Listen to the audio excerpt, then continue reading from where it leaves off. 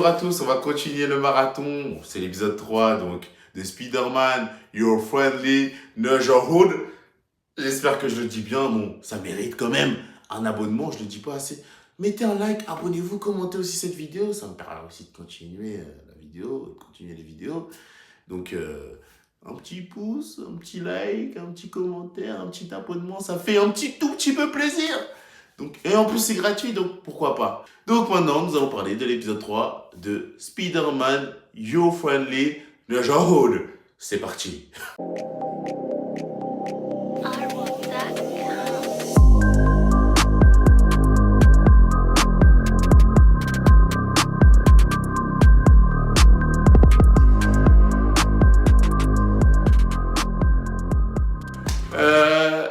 Ouais, je sais pas si je l'ai bien exprimé encore. Je sais pas tout. L'épisode 2, je le disais bien.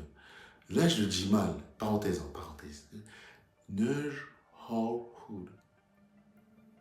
English, because English, you know. Bref, alors l'épisode 3 de de Spider-Man, c'était un épisode où on retrouve l'humour de Spider-Man. Parce que l'épisode 1 et 2, je trouvais qu'il n'y avait pas assez d'humour, mais bon, c'était pour poser un peu les bases, voir s'il se passe un peu, découvrir un peu l'univers. Et là, cet épisode 3, on retrouve l'humour qu'on cherchait chez Spider-Man, plutôt l'humour que Spider-Man a habituellement. Et là, c'était vraiment un épisode en veux-tu, en voilà, du début jusqu'à la fin, il y a de l'humour.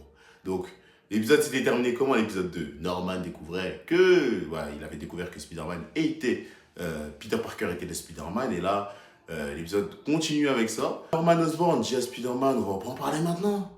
Il va en parler après dans un restaurant. Donc il va prendre rendez-vous avec Spider-Man, avec Peter Parker dans un restaurant.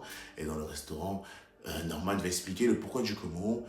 Il cherchait Spider-Man. Expliquer parce que Spider-Man, avant le Harry, donc ça confirme un peu la chose, mais bon, c'est logique.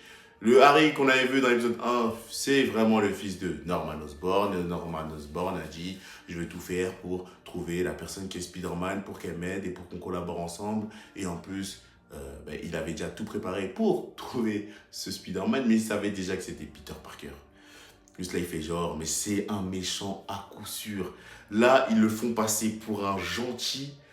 Mais je pense que si j'avais pas regardé autant de séries, de films, je pense que je serais rentré dans le jeu, j'aurais dit, oh, dans cet univers-là, Norman Osborn est gentil. Mais il y a trop de détails qui font que je pense que c'est un méchant. Mais bon, il demande de collaborer avec Peter Parker. Peter Parker, malheureusement, il dit non. Et oui, il dit j'ai pas envie de collaborer. En plus, vas-y, j'ai envie que mon identité soit secrète. Et Norman Osborn, il dit bien sûr, c'est les caméras de surveillance, c'est que moi qui peux les voir. Bref, voilà. Et Peter Parker dit quand même non, j'ai pas envie et je quitte l'entreprise parce que voilà, c'est pas mon rôle, j'ai pas envie qu'on sache, j'ai pas envie que ça aille plus loin. Et sur le coup, eh oui, est-ce qu'on peut le dire? Est-ce qu'on peut le dire? Je vais le dire. Moi, je vais le dire. Je vais le dire. Le Spider-Man de Spider-Man You Friendly Neighborhood est meilleur et plus mature que le Spider-Man de Tom Holland. Je ne critique pas l'acteur, l'acteur joue très bien, mais je critique le personnage de Spider-Man de Tom Holland qui est ultra bête, je trouve. Mais j'en parlerai dans mon épisode, dans les meilleurs Spider-Man. Donc voilà, dans l'épisode, on voit un couple de braqueurs. On ne sait pas encore qui sont, on va les appeler Bonnie and Clyde. On voit juste qu'ils ont commandé, ils ont une commande, ils doivent donner quelque chose à une personne. La personne, elle leur dit, oui, bon, cette personne-là, on va dire, je pense que c'est Norman Osborn. Il fait, on ne sait pas c'est qui la personne, mais ça peut que être lui. Parce que depuis le début, on voit pas de méchant. Donc, logiquement, ils ne vont pas nous mettre un méchant, à part s'ils nous mettent Wilson Fisk d'un coup comme ça. Mais je pense que c'est Norman Osborn pour qu'à la fin, on se dise « Oh, il avait déjà tout prévu, c'est lui le méchant. » Mais bon, bref. C'est encore une hypothèse, ça se trouve qu'ils vont ils vont dire hey, mon gars, tu crois connaître Marvel? Bon, bref. Donc, les personnes, je sais pas, ils avaient un objet, ils ont donné l'objet. Et après l'objet qu'ils avaient, ils l'ont mis dans une poubelle. Finalement, la poubelle s'est transformée en robot et ensuite, elle est partie, elle est montée. Et le couple en question, ils ont eu des accessoires qui vont leur permettre d'être le garçon d'être rapide et l'autre, la femme, d'avoir des lasers un peu à la Wolverine, mais des lasers avec un seul laser. Voilà, un seul laser à la Wolverine. Donc voilà. Et c'est des braqueurs et ils vont commencer à braquer. Et c'est là que Spider-Man arrive. Et quand Spider-Man arrive, il prend des photos. Il va commencer à prendre des photos. Excusez-moi, dans l'épisode 1, j'ai dit Oncle Sam. Je sais même pas pourquoi j'ai pensé aux États-Unis. Mais c'est Oncle Ben. Donc oui, je me suis trompé. Il va affronter le couple de Bonnie et Clyde. Et là, vraiment, pendant le couple, des blagues, hein. En veux-tu, en voilà. Il lâche tout ce qu'il veut lâcher. Et c'est ça que moi j'aime avec le personnage de Spider-Man. C'est que pendant un combat, alors que les ennemis sont sérieux, hein, lui, pour se détendre, je pense, pour relâcher la pression, il te lâche des blagues, en veux-tu, en voilà. Et sur cet épisode-là, franchement, je peux dire, pour l'instant, c'est mon meilleur épisode parce que je l'ai trouvé drôle. Et j'aimais bien parce que voilà, c'est ce Spider-Man-là que moi j'aime. Face au couple, Bonnie et Clyde, il se fait rétamer. Et lorsqu'il se fait rétamer, Norman Osborn a piraté il a dit, il a rentré sa puce de son téléphone, ainsi de suite. Voilà, Norman Osborn qui est devenu le maître de Peter Parker. Hein. Il lui dit, oui, voilà, faut faire ça pour les battre. Regarde bien ses jambes, regarde bien ceci, regarde bien cela.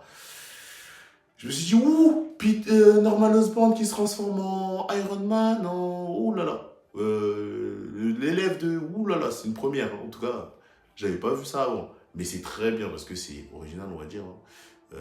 Parce qu'on a toujours l'habitude que soit Spider-Man soit seul, ou soit il se fasse accompagner par Peter Parker, par Tony Stark, ou par le lézard, ou par Octopus. Donc on a eu très souvent ça dans les jeux vidéo et dans les séries, dans les séries ou dans l'animé. Parfois il y a Nick Fury, mais bon, Nick Fury n'apparaît pas. Vraiment, ils battent le couple de Bonnie et Clyde. L'action, encore une fois, très bien animée. J'ai très bien aimé. C'était fluide aussi, des combats. Juste après ça, juste après qu'ils les battent, Norman Osborn regarde les accessoires des personnes, des couples, et on voit un signe. Et au moment où il zoome un peu pour voir le signe qui est dans l'accessoire du gars, qu'est-ce qu'il voit? Spider-Man arrive à ce moment-là et Norman Osborn flippe. Pourquoi il flippe? Parce que on sait très bien que c'est lui. J'ai l'impression, c'est peut-être une impression, hein, mais moi je pense que c'est lui. Mais c'est sûr, c'est lui méchant. Il n'y a même pas de doute. Mais comment ils nous l'ont vendu, je vous promets, je pense que si j'ai l'habitude de regarder plein de films et de séries, je serais tombé dans le panneau. Honnêtement. Honnêtement, vraiment. Et quoi d'autre dans cet épisode? On développe aussi le personnage de Lonnie. Renault avec des nattes collées bleues, le quarterback, qui, voilà, on l'appelle, durant cet épisode, il a un appel, on lui dit que son frère a été attrapé par la police, parce il traînait dans le gang du 110e, et sa mère, elle s'est mise en pleurs, et Lonnie dit quoi? Bah vas-y, je vais aller trouver mon frère et je vais le ramener à la maison. Quand il arrive, il voit son frère, bon bref, il dit, oh, reviens à la maison, ainsi de suite. Et il veut ramener son frère à la maison, son frère, au départ, il ne veut pas, et après, il dit, bon, vas-y, on y va. Et là, il arrive, hein, il y a le boss du gang, là, qui s'appelle Big Donovan, vraiment un Renoir, un peu boule à coco, grosse barbe. Est-ce que c'est moi? Est-ce que c'est moi qui est derrière le rôle? Ah, personne ne sait, hein, barbe, boule à coco, un peu, hein? Il fait 120 kilos, 130, on va dire. Il me ressemble un peu, je trouve, hein. Dites-moi dans les commentaires s'il me ressemble un peu trop, ça me fera plaisir. Ouais, Big Donovan, il dit ouais, tu peux pas partir comme ça, on est dans un gang, c'est lui-même, il a voulu rentrer ton petit frère, donc il faut faire quelque chose. Bon, Lonnie, qu'est-ce qu'il dit? Bon, vas-y mon frère, je rejoins votre gang. Je sais pas pourquoi il a fait ça, je pensais qu'il allait se battre. Hein. Mais bon, c'est un gang. Il a dit bon, je rejoins votre gang et vous laissez mon frère rentrer à la maison. Big Donovan, allez, en plus, je regarde en VF. Donc, allez, pas de problème, c'est un bon échange, vas-y, bah. Bref, Lonnie devient un gangster, voilà. Et malheureusement, voilà, bah après c'est dommage. Je trouve qu'il ne développe pas assez.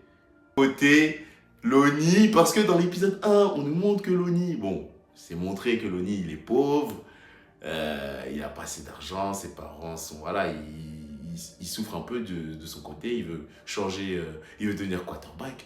Et tu sens que il y a un côté Voilà, ils veulent le dire sans le dire, qu'il vient de la street, qu'il est pauvre. On dirait, j'ai l'impression qu'ils veulent pas montrer. Je sais pas pourquoi. Allez directement. Après, oui, parce que c'est un dessin animé, bon, faut être honnête. Alors, je pense que cet animé-là est fait pour les enfants. Après, les adultes aussi peuvent s'y retrouver. Mais le public visé, je pense que c'est plus les 6-12 ans, on va dire. 6-18 ans, vas-y, max. Parce que je me dis, mais pourquoi ils y vont pas au bout? Vas-y, dites-le, vas-y. L'épisode 1, la police, il le regarde. Dites-le, vas-y, il subit des traitements bizarres. Là, il y a les clans. C'est pas dit qu'il y a. Et en fait, ils montrent pas qu'il est pauvre. À part là, quand ils ont dit, ouais, paiement refusé. Ouais, il a essayé de payer un pique-nique, il se retrouve avec.